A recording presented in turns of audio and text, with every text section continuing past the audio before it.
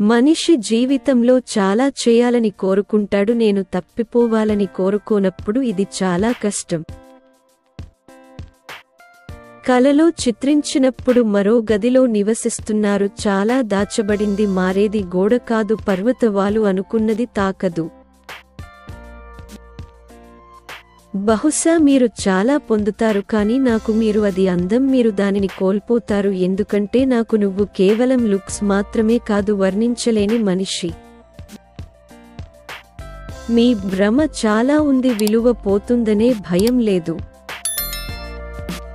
ప్రేమే ప్రారంభం, మీరు ఉన్నారు, నీ ప్రతి బాధలో ప్రేమగా ఉంది.